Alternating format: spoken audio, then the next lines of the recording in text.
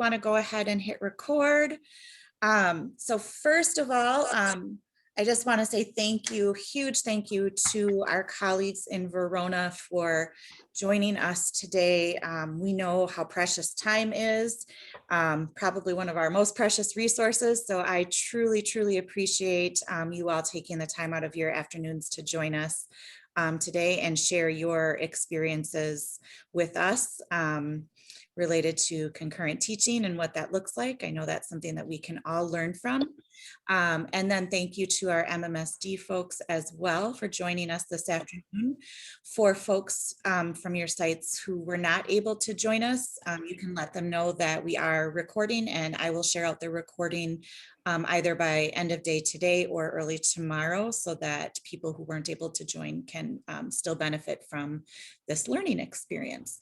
So without further ado, what we will do is pause and just have some introductions.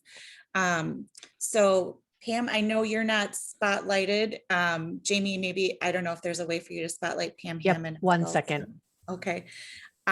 So if we want to start, maybe while Pam is getting situated in the spotlight, Dave, do you want to kick us off with some introductions? Yeah, thanks, Karen. So I'm Dave. I'm a curriculum and learning specialist, and I also teach English classes. And this year I'm teaching an AVID elective class as well. So it's nice to see you all, and hope you guys hear things that are helpful. Thanks, Dave. Eric, we'll go over to you. Hi, I'm Eric. I'm the music department chair at Verona High School, and I teach band, AP Music Theory, and music production. Thanks, Eric. And then going straight across on my screen is Mary. Hi, I'm Mary Harden. I teach English class, and I am the English department chair. I took over from the wonderful Jaren Bailey Washington when she left us. So I'm filling her amazing shoes. Thanks, Mary. All right, and we'll go over to Jason Strauss. Hello, I'm Jason Strauss. I am the science department chair. I teach chemistry and AP chemistry. All right, thank you. And Rita Mortensen. Hi, everyone. Rita Mortensen. I'm the high school educational technology coach. Thank you. And down to Megan Wen. Hey everyone, I'm Megan Wen. I teach culinary classes, medical terminology, medical occupations, and CNA. Thank you. And Ben Zimmerman. Hello, Ben Zimmerman. I am a tech ed teacher at the high school. I do automotive, small engine, and metalworking courses. Thanks, Ben. And then these fine folks are all led by Pam Hammond. So if you want to take a moment and introduce yourself. Hey, good afternoon. My name is Pam Hammond, and as Jaren said, principal here at Verona Area High School. And we're glad to share any knowledge that we have. You know, we've had a couple of weeks now of concurrent teaching, and you know, as educators, we need to help each other out. There's no point in starting from scratch and reinventing the wheel. So we're happy to share things that have worked well, maybe some things to avoid, some tips and tricks. And we just think it's really important to support fellow educators. So we're here for you today. We've pulled together a nice variety of people from core content areas, you know, coaches to more hands-on departments, trying to meet all of your needs. But after this presentation, if there's a specific question you have that's specific to a department, don't hesitate to reach out to me, and we'll make contact again. Thank you so much, Pam. All right, you all. So we'll dive in. And like I said, not everyone needs to answer every question. So feel free to weigh in when you feel like you have something to offer, when the spirit moves you. All right, so our first question is, as you consider concurrent teaching, what do you know now that you'd wish you'd known earlier? And what has helped with easing any fears that you might have had?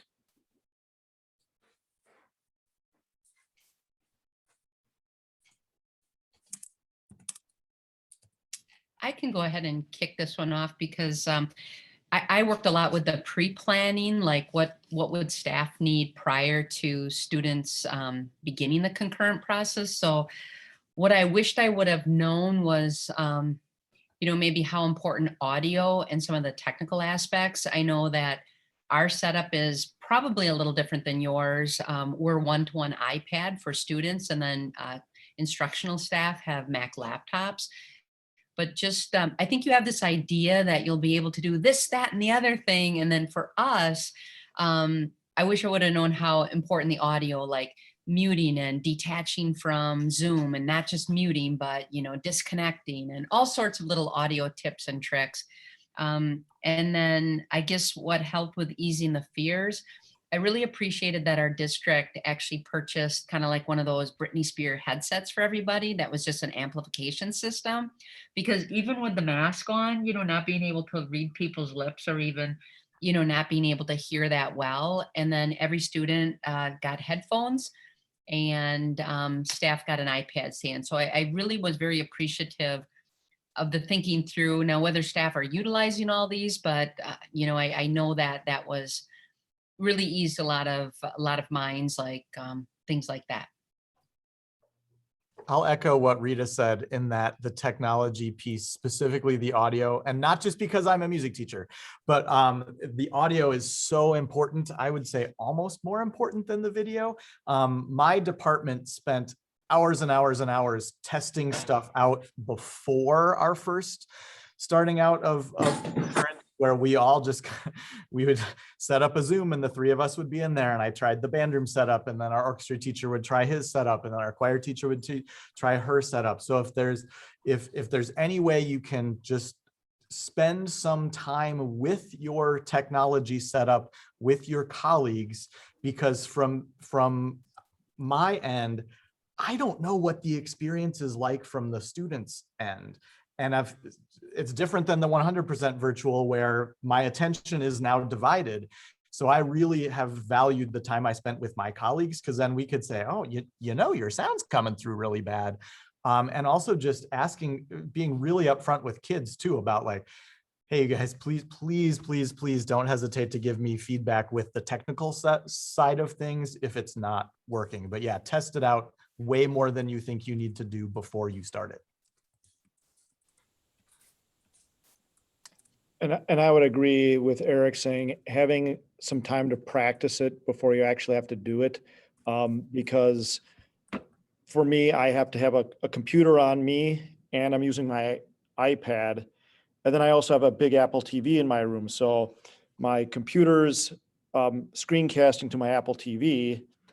I'm using my iPad to write on so that students can see what I'm doing at home.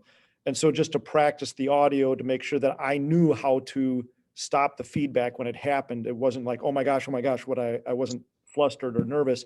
I knew exactly what I had to do when the feedback was occurring, and could fix it. Because my district had done an hour seminar ahead of time on how to fix audio problems.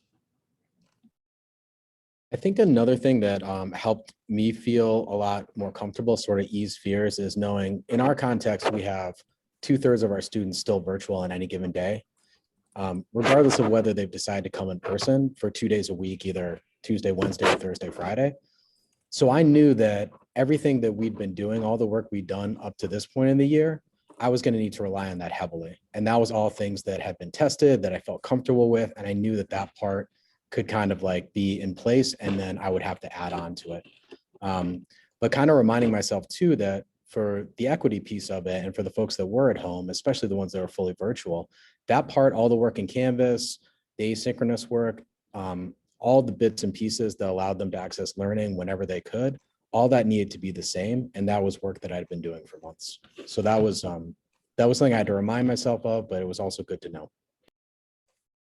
I wanted to ring on that. And granted, Dave and I have the, I guess, privilege of teaching like a core class, or like when I'm talking about a poem, whether online, and you know what I mean? It's not quite the same as science lab or music class, right? But I wish I would have known that it's okay to keep it simple, and that I'm going to make a mistake.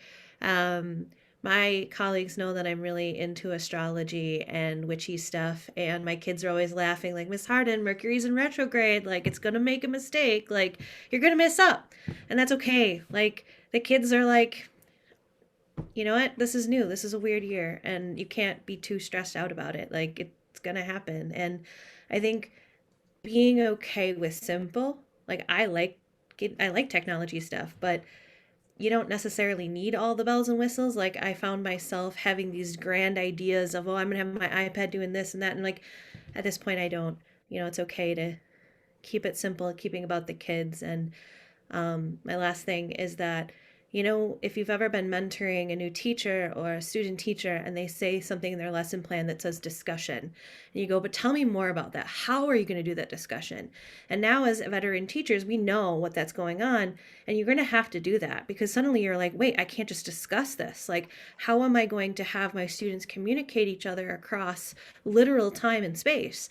And that having that mentor teacher brain can be really helpful of thinking like, okay, so how? What are the logistics? And it doesn't have to be complicated. I mean, we're in a pandemic, but it's going to be a little complicated, but you know.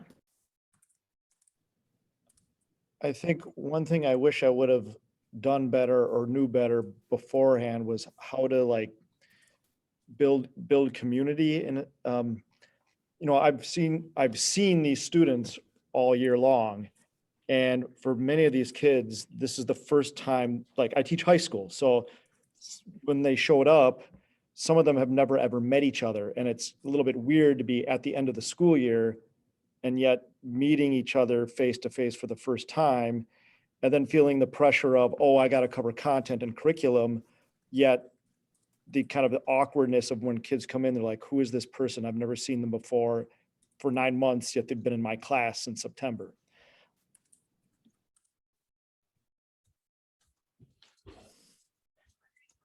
I wanted to piggyback on that, Jason, because I completely forgot about that part. Now, I teach semester classes, and when I finally got the third of a student coming in, or the student body coming in, I assumed that they knew each other from being little black and white letters, you know, and I didn't take the moment to introduce the students to each other.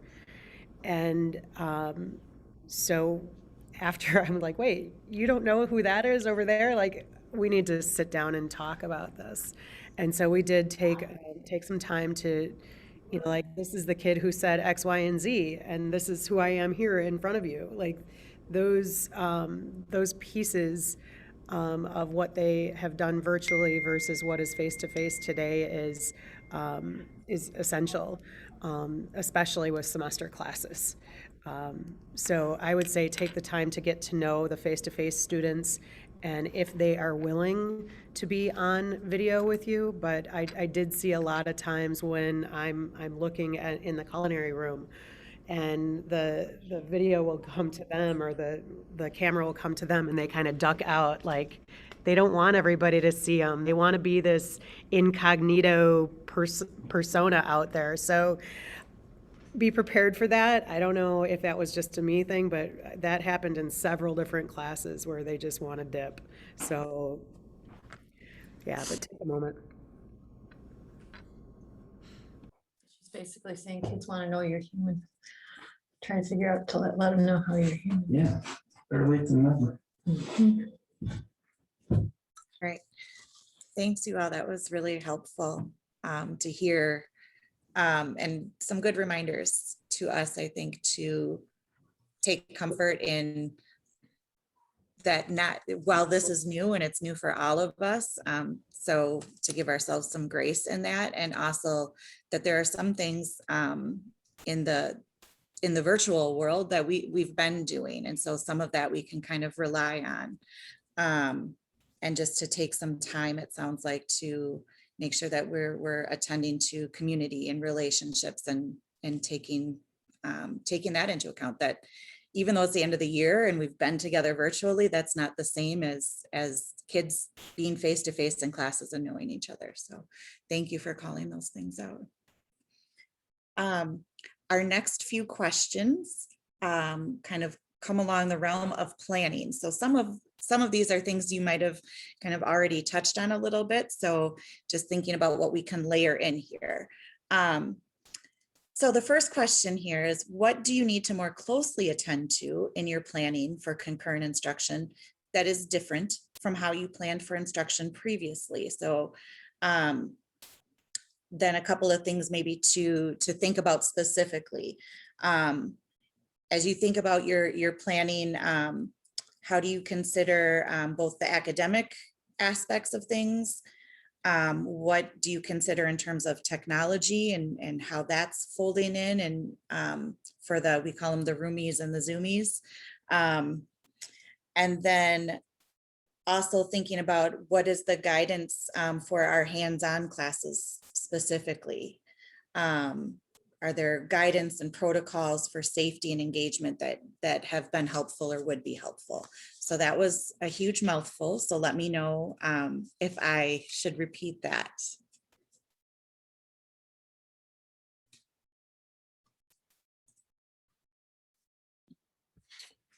I'll start by saying, and this doesn't exactly answer the question, but it's what I thought about when I read the question, was I need to constantly remind myself that what I need to be focusing on is what I want the kids to be able to show me. And there's a real danger for myself when I got some kids in the room to start looking out and thinking, this doesn't look like my normal classroom, something's wrong. And it's not going to look like my normal classroom because it's concurrent. And maybe there's some things about my normal classroom that weren't working anyway. And this is an opportunity to change them up. But I was constantly, I have to almost daily when I'm doing my planning, think to myself, like, what do I want the kids to show? And how am I going to know they show it? And that's just good teaching, but it's something that in my regular classroom, because I kind of had things up and running and I was sort of in a groove. Sometimes maybe some of that stuff kind of went in the back burner, but I'm having to put it at the front of my brain now with my planning in a different way. And I consider that a positive thing.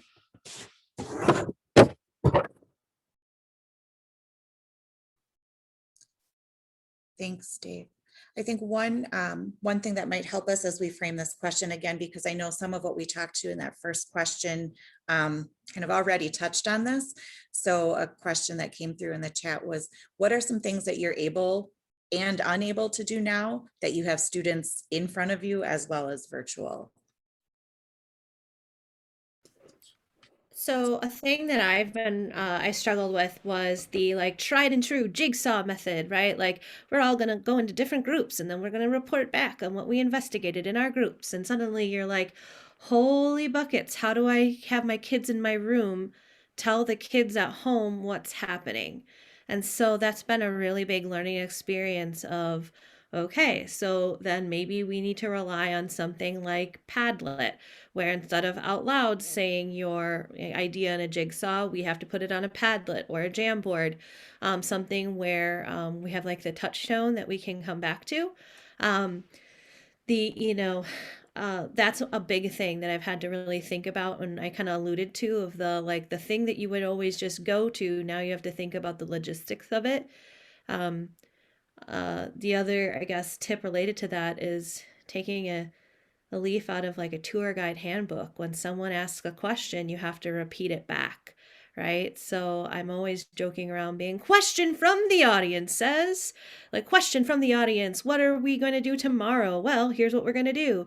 So because the kids at the home aren't going to hear the questions that the kids in the room are saying. So having that, and it has to be a mindful thing. Like your brain has to be activated thinking about that, not only in your planning, but in the moment of it all. I definitely would not have thought of that, Mary, to repeat the question, because they wouldn't hear what's being said in the classroom by other students necessarily.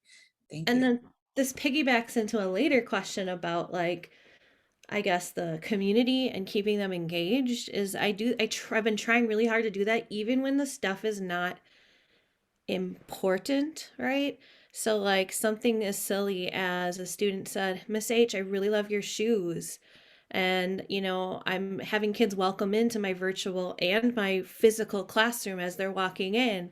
And instead of saying, into the microphone, oh, thank you. And then the kid at home being like, wait, what? I'll say, you know what?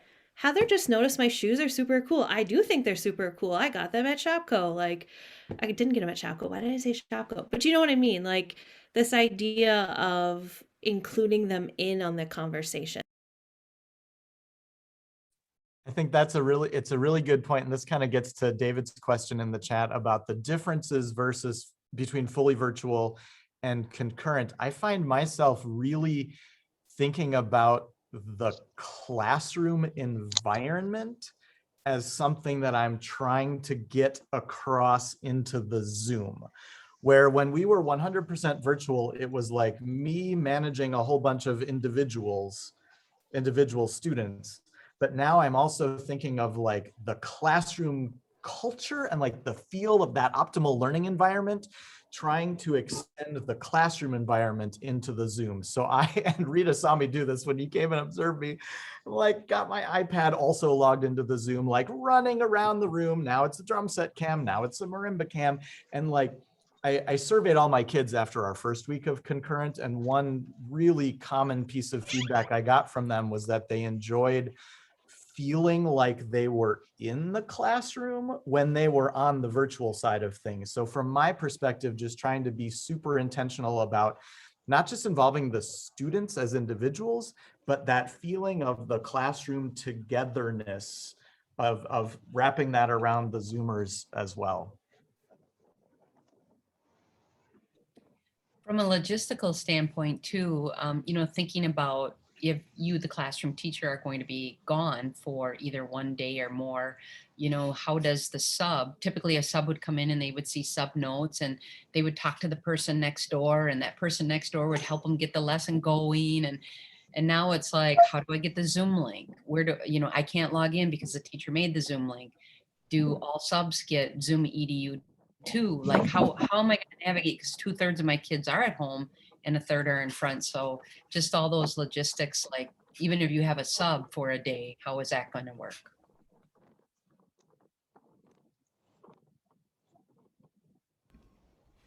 So I wanted to introduce to you guys my newest teaching associate. It's Pixie. Can you see her? Pixie is my iPad that walks around with me in my culinary classroom with my roomers, as you call them. This captures the piece of the video of what's happening in that space. Although sometimes I forget to bring Pixie with me, and that's okay, because the kids can still hear me because I have a mic that goes to the audio in the room and is captured and brought back to their iPads. So I try, and it goes back to what Mary said, like sometimes you forget about Pixie, and that's okay. She forgives me, and the kids back there that are there, they forgive me as well. And I'm just trying, I think that has been a huge game changer for me, because the kids can assess what is going on in this virtual world and say, well, what flopped, what could you do differently next time, that sort of thing. But there was an unintended consequence of this concurrent learning where I do have to report back, because I think it's noteworthy. I had a conversation with a mother who, the daughter who I have a great relationship with, and not because of school, but because of soccer. And she fell off the map. As soon as we had the roomies and zoomies together, she turned in absolutely every assignment until the day where there were face-to-face students there. She felt like, no longer am I spending unequivocal time right here with she and I. Now I am distracted with the 5 or 10 students that are in my space, and no longer is it just she and I. So we had this conversation and it literally was the day that students came back to me that she fell off the map.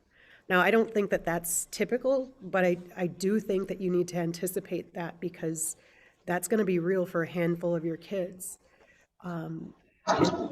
rally her back and try to get her back in the swing of things. It's taking her mom and her dad to, really embrace, the things that she needs to do to complete her course.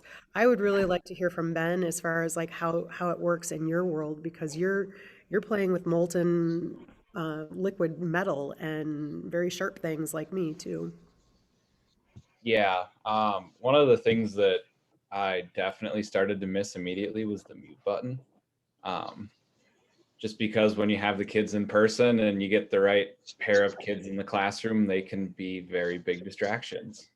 And so I had a meeting with, or the Woods teacher and I, Mr. Smith, had met with Pam and admin, and we had a very long discussion. And we decided that most of our classes, so the classes where we are actually going to utilize the shop, we're running in a blended model, just because the safety aspect of having kids working with molten metal and all of that, we need to be paying attention to those students at all time. And so at the beginning of every day, whether we're in person or at home, I ask just a random goofy question just to learn about my kids. I bring all my kids. I require everybody be there at the start of the Zoom. I do attendance. I get my Zoom students started on, get them started on their assignment and make sure I check for understanding. I make sure they all understand what needs to be done. And then I actually give them the option to head out if they'd like. Otherwise, I do set up my iPad. You typically have my iPad or my computer that I roll around the shop with me, and I leave my video on. I leave the sound on. Kids can stay there and kind of see what's going on. They can watch the other kids working in the classroom. Now, I also have kind of an odd area because of all of my students, I only have 3 full virtual students this quarter. And so I see almost every student. So 2 of my full virtual students are in a small engines class. I went out and I bought plastic model engines and sent them home for the kids to build. So they at least get that experience and that little bit of hands-on to, hey, they still get to at least do something. Is it amazing? Probably not, but it's better than nothing. It's better than just having theory pounded into their head all day. Now, fourth quarter, when I start with some consumer auto classes, I'm definitely more concurrent, and there's definitely people that are going to have to work a little, put them into breakout rooms with the person that's actually physically working on the car. So the person will be working on the car and we'll have 2 people with them, and we'll actually have to they're going to have to help each other through it. So. I think with science, I kind of fall halfway between Ben and Mary with English. One thing that being concurrent allows me to do is check for student understanding better. There's a lot of math and science, and so I'm able to go around the room during work time. So 45 minutes of instruction is typically what we have, and then 15 minutes of, student work time. So I'm able to go around and check to see if students are actually truly understanding. Virtual learning is pretty passive. Concurrent is more active learning. And so I have noticed that my students who are attending face-to-face are more engaged, more active. Their understanding is better. They're turning in more homework. But you do have to, I think, prepare the completely virtual students for what it's going to look like, and to attend to them first. So whenever we do break into okay, you're going to work on some of these problems, the first thing I do is I go person by person and I call on my fully remote learners and I ask them, do you understand what's going on? And be very specific, not just do you understand, do you understand how to do number 1 and how to convert wavelength to meters, and to go student by student. Because the ones in the classroom, I can see out of the corner of my eye if they understand what's going on. If they're looking clueless, I can tell that. But when when everybody's just a blank screen, you don't actually know if they're really understanding what needs to be done. So connecting with those remote learners, I think first is important. And to just preface, this is what it's going to look like. So it's not a scary thing for them, because I agree with Megan that some of the remote learners disconnect completely. As far as labs go, for me, like I said, I'm kind of in between Ben and Mary. It takes a little bit more planning, but I'm able to do labs. So on the days that I do labs, it's sort of asynchronous. I tape a lesson ahead of time, or I have an activity that there's to do ahead of time. And so I'll have half of my class doing a lab. I'll have the other half of the class doing some sort of activity or watching a pre-recorded lecture. And then I have the chat room being screencast up onto my big Apple TV, so I can always look out of the corner of my eye if someone has a question in the chat room. So that's what concurrent learning has allowed me to do. And I have to say that the students have learned, in my opinion, a lot more in the last few weeks than probably in over 2-3 months. I mean, I had kids asking me, "What's a beaker?" So it's it's been good. Yeah, just to echo a couple of things Jason said. The first one is having the kids in person, even just a group of them, has been really invaluable, because I kind of have that visual cue back. And so if the kids in person are like not getting it, like I sort of know that I need to slow down. You know what I mean? And the first couple of months of virtual, even that was really hard for me. I couldn't tell. It was like it was teaching into the void. And now there are faces, and so that's good. The other thing that Jason touched on, that Eric touched on, I think a little earlier, is there is this split brain, which is really challenging at first and kind of continues to be. Is like you get your efficiencies down and use technology to kind of be monitoring both at once to the best of your abilities, and you come up with systems. Maybe you're working with the online kids exclusively for 20 minutes and then the in-person kids, but you're constantly kind of split. And that's it takes some getting used to, for sure. Yeah, to echo what Dave said, you have to be honest with yourself that like it's really hard. And it's not going to be the same. Like you are but one human being, and we all do the best we can, but it's not going to be possible to give the exact same virtual experience to the virtual kids when you're doing both. And we all try and save the world every day from our teaching jobs. And you just can't. That's why I've been trying to focus on how can I create those connections between the in-person and the virtual group, because I as much as I've tried, like it can't be the same as when we were 100% virtual. And like Megan was saying about how when you're right there then for all those virtual kids, but just knowing that you'd be exhausted in a whole different way at the end of the day. But yeah, don't try, I guess my personal perspective, don't try and make it the same as you did when you were doing all virtual. Like acknowledge that it is going to be different. It's not going to be the same, and try and play on the things that you can use as an advantage. I love that, Eric. And to go along with that, I think there's not going to be two teachers at your site that do it the same either. I've had the good fortune of observing pretty much from bell to bell, 15 different teachers in all sorts of content areas.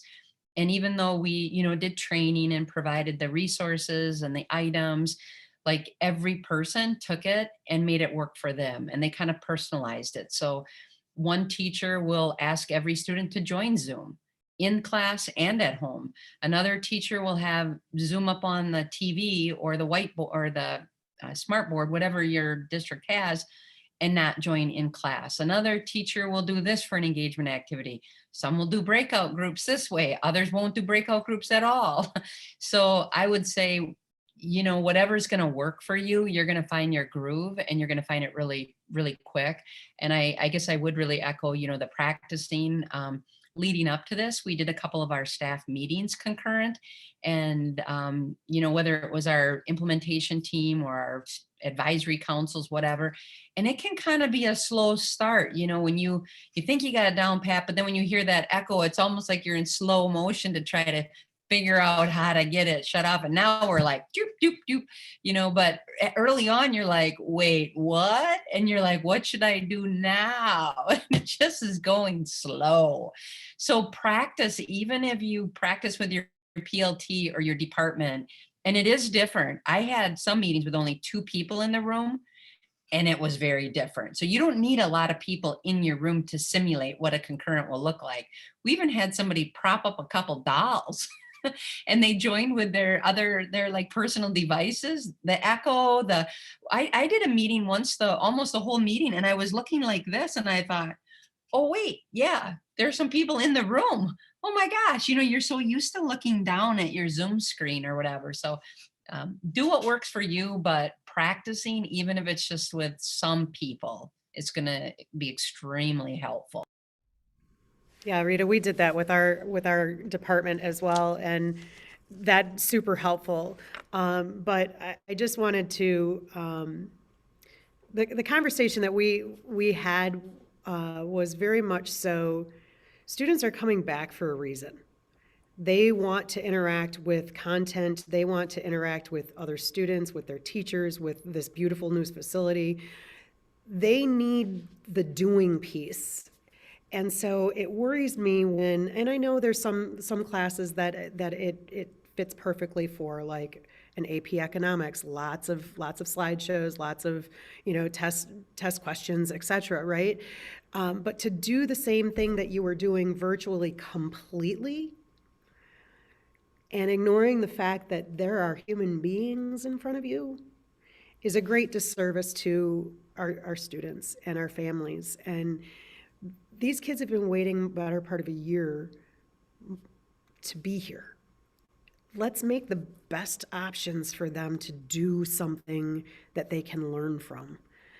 And what hurts me as a taxpayer, as a mother, as a student, as a teacher, is that there are going to be some teachers that's all they can do right now, is just put a presentation up and make everybody do the same thing as they would be at home. But these kids need more, and they deserve more, and they are here, and they're waking up, and they're getting here, and they just need us to be present, as present as we can possibly be. Yeah, to kind of add to what Megan had there, I definitely had students reach out in the end of first semester of like, so we're coming back in person, like, are we going to get the opportunity to weld? Are we actually going to get in the shop? Like, of course we are. Like, there's no way we're not going to utilize that. Now, is it more challenging that I need to have something ready, a lab ready every day for my kids to do, plus something online every day for my kids to do? Well, yeah, but it's worth it. That's what they want. That's why they took the course. And it just, I've definitely, I've had a lot of kids benefit from that. Kids that haven't turned in a single assignment the entire quarter, and then they get in person and they crank out 3 labs in a day. Like, it's, they're proving their worth. Like, they're proving they're just not interested or engaged online. I had something else, but I'm losing it right now. We can come back to you, Ben, because one other thing I was going to say, that what concurrent learning allows me to do more effectively is to identify which students are in emotional need. Because when you have someone in front of you, it's pretty easy to kind of quickly gauge, like, if they're struggling. You can tell pretty quickly. When all you have are black screens, you can't tell if someone is emotionally struggling or doing great. And so since I see now 2/3 of my students at least twice a week, I can check in with them pretty quickly as to their emotional state. So that allows me then to kind of narrow in then, on the 5 completely virtual kids easier, and say, okay, I got to really check in with these 5 to find out what's going on, in their emotional state, because the other ones go much quicker because I can see their faces. Yeah. So having your door open, I guess, is the big thing for me for those in-person students. The amount of students that I have pop down during passing period or anything like that, before school, after school, to be able to ask questions, even if it's just to have a little conversation that's not even about it, about anything. Like the kids have really benefited from that. This last week, I had a student that had showed up to 2 classes, show up at 8:30 and was like, "Hey, can we work on stuff?" "Yeah, let's do it. Let's get stuff done. Of course we can. Will you be here, next Tuesday? Are you going to be here for that again?" "Well, if you will, of course I will. Come in. Let's get this stuff done. Let's work on some stuff." So having that open door of just the kids can just walk in and say, "Hey, can you help me with this?" helps so many of them. So what I'm hearing from this kind of block of answers here really is just the importance of making all of the students feel connected, regardless of where they're at and how they're showing up, and finding ways for them to engage, whether it's in the very hands-on ways that some of our classes have available to us and allow students to engage, and just ensuring that our students are still finding ways to connect and feel seen, heard, loved, valued, and to keep honoring that. And then I was hearing just the importance of practice and collaboration for us as staff members. I heard also some thinking around just different ways of doing things, different ways of organizing, what pieces can be shifted, where do we have flexibility. So thank you for all of those insights. You all appreciate that. So we are in our last 15 minutes. So I'm going to kind of switch around and skip through some of our things, because some of the questions that were shared are things that we've certainly have talked about over the last several minutes here. So I'm wondering if we can think about what are supports both within classrooms and at a school systems level that you all have put into place. And these can be as you think about student needs that are arising, as you think about how you're attending to student social emotional needs during this time. So what have been some things that you all have put in place specifically during this time to attend to student needs? And so Pam, I would love your perspectives too on this, as from a school systems level, and then teachers as well from within classrooms.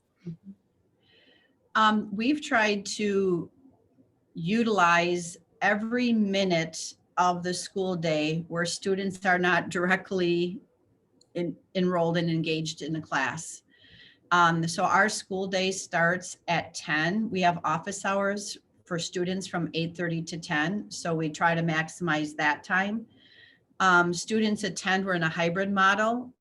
So we have 33% of our students who chose to remain fully virtual. The other students, the other 2/3, they either attend on Tuesday, Wednesday, or Thursday, Friday, but we still have Monday as an asynchronous day. Monday morning is professional development time for staff, but we do have that time in the afternoon. So we have students coming in the afternoon. In addition to that, we are offering staff $30 an hour if they're willing to work with students outside of the school day during after school, or if it's virtual, it could be nights and weekends. We were able to organize 2 late buses. So we have a bus that goes home at 4:45 and one at 6 p.m. So if we have students that are staying after for athletics, sports clubs, activities, or to get help from their teachers, we do have transportation provided. So for us, we look very closely at our student performance data. We look at our Fs, and we're like, how can we get almost like a case manager or an individual warm-bodied caring person who can work with the student to help them pass their classes. So most recently, we had third quarter, and we had our third quarter progress reports. We created a dashboard and we looked at every single student. And the first thing we did is we looked at students who have what we call academic resource, or would be considered a study hall. And we're like, okay, these students actually have time within their day with a certified teacher that they could get some more support from. So for those students, we emailed their academic resource teachers and said, these 3 students in your academic resource are really struggling. We need you to case manage them. That teacher knows that they're reaching out to that student, to that family, connecting with other teachers. But then we had another group of students that had some academic struggles, but they didn't have academic resource. They don't have that time built in within their school day. So we looked at our virtual only students and we gave them our Monday afternoon slot because they don't come to school in person. And then we had another about 20 students that we were able to squeeze in on the 0-hour bus. And so they come in either Tuesday, Thursday, or Thursday, Friday for an hour extra support, and then they just stay and attend their classes. And then we have other students. We had about 25 staff. I was so pleased. We had about 25 staff that were willing to work with students outside of the school day. And then we assign those students to staff.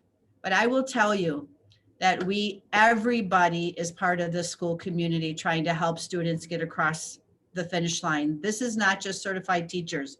This is counselors, social workers, our security team, our secretaries, anybody who's a caring, willing adult who's willing to work with a student.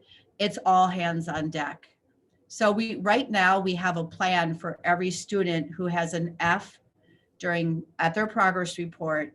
And our goal is to help as many of them or all of them cross the finish line for 3rd quarter. But we know that 4th quarter, one of our other interventions, which is called ELO, Extended Learning Opportunity, and I'll have Dave talk about that in a minute. It's a pretty highly effective intervention. We'll be expanding that for 4th quarter. We're expanding our summer school options because we realize, right, students are going to be credit deficient. We'll have some credits to make up over the summer. And then we're also looking at changing our school schedule for next school year to make sure that we have a built-in academic resource support time for all students. But Dave, do you want to talk a little bit about ELO? Because this is a really effective intervention. Yeah, so for ELO's extended learning opportunities, and what we're looking at is students that didn't pass a class at the end of a marking period, and when grades are stored, so a quarter or a semester, and they didn't pass within a certain range. That indicates to us that they just needed a little bit more practice, a little bit more time, and then another opportunity to take a summative assessment of some sort. So yeah, we have a coordinated effort where we talk to parents to see if we can get students to come in. And in the past, we've done in a variety of different ways. Now it's all virtual, of course. And we do have an office hours time built into our current schedule that we're leveraging. And students come and work with their teacher after the marking period closes and just get that additional practice. So what we feel strongly about is, number one, this gives students an extra chance. And many of them are highly motivated because the marking period just ended. And then the other thing too is so many of our classes depend on the skills that they learned earlier. And so kind of early in that marking period, it's a good time for them to brush up on those skills that they're going to need for success in their current classes. So as PK indicated, we're looking for in 4th quarter to try and see if we can do it throughout the marking period as opposed to at the very end, and seeing what we can kind of work on for that. And then of course, the program exists in the summer as well. So really what we're trying to do is give students who fit this sort of bucket of like they're kind of close and it's not a retake situation, opportunities to continue engaging and learning. And that's what ELO is for us. The last thing I wanted to mention is that, we're in the process of moving to more proficiency-based grading, and just giving teachers permission to really identify what are the important skills, standards, concepts that you're focusing on, and that teachers or that students need to demonstrate proficiency on. If it's, you don't have to give 15 assignments like you normally would in this unit. Can we bring it down to the important ones? Maybe there's 8 that are very essential for students to complete. Teachers have the opportunity to give students retakes, right? They can, without penalty, turn in late work without penalty, to provide multiple ways for students to demonstrate their understanding, not all just with a paper pencil test. And so I have Mary talk a little bit about this, but just kind of that flexibility from the teacher's perspective to help our students during this year of the pandemic, I think is also really important.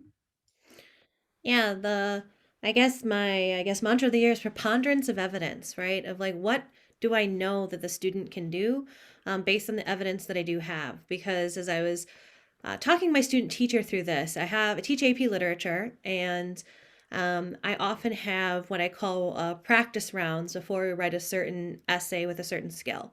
So they might write, like I call them chonky paragraphs, in which they are practicing a skill.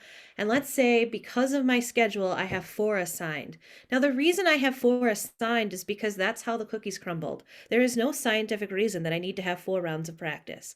Now, if a student did 2 of those 4 rounds of practice and they got it, and they're struggling in some other area, I guess I don't necessarily care if they do the other 2 ones. If maybe that's a hot take, I'm sorry, because they got it. They got it, right? And then they have evidence that they did it, and so let's move on. And that saves my energy for the kid who doesn't get it and needs maybe 16 chonky paragraphs to get it right.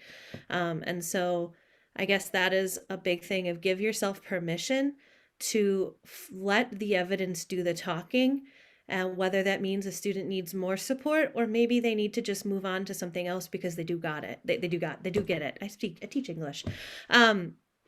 And I think that's a huge thing. And I think Dave talked about that, about isolating. What do I need them to do? And then use that as your core of your being. I think that's going to take you a long way. All right, so we have 4 minutes remaining, so I'm going to pause us here. For MMSD folks, I'm going to put a document in the chat here for us that we can use for questions that are coming up for us. I just have to find the right doc, so pardon me one moment while I sort through my 8 million tabs. Erin, I just wanted to add one last piece, sort of the silver lining of COVID, if you will, if there is a silver lining. But typically in a group, I would have 3 or 4 students, and we all know the student that can hide and still do really well because the group does really well. What COVID has done is every single student must show a competency of whatever the skill is, whether it's small dice, mints, CPR, whatever it is. And each student is assessed on their skill, period. There's no way to hide. So I think that the silver lining, at least in culinary, has been that every student has to roll up their sleeve and actually show that they know how to do something. And so I think that is going to be the takeaway, and we may even realign how we deliver content in the future because we've found such success with the students who would have been hiding in the group. So I just wanted to share that too. Thanks, Megan, for offering that. I was just going to share, Jaren, that if people have specific questions per content area, I can speak for everybody here. You can just email us directly. So if you have people in a specific area that have another, they can just email us directly. Thanks, Jason. I was actually going to just say that. I know I chatted with Eric earlier, and so he offered that up. So yes, so MMSD folks, if you have questions on specific content areas, please feel free to, you can either reach out through me and I can hook you up with these lovely people, or just reach out directly to them. Either I think would probably be welcome and fine. Thank you to our panelists. We really, really appreciate your time. There's a doc for questions for MMSD people. If you have additional questions that we didn't get to today, because we know that there just are lots of questions and we're all trying to wrap our heads around a lot of things right now. So feel free to populate that with any questions that you have, and we will take that back to central office so that we have a repository of your questions, and we can begin to gather resources and answers for you all. So go ahead and add questions to that as needed. So thank you again to our Verona folks. I will stay on here for a few minutes for people who have additional questions, and just want to say my sincere appreciation to you for all that you are doing for us. So thank you. Of course, we're happy to help. And I would just end by saying it's going to be better than you think it is. There was so much preparation in bringing students back into the building, and all of that preparation worked out. And I feel like as a whole, as a school, as a staff, we can say it went better than we thought it was going to. Things are going really well. So, extend yourself some grace, but it's going to be great. Thanks, Pam.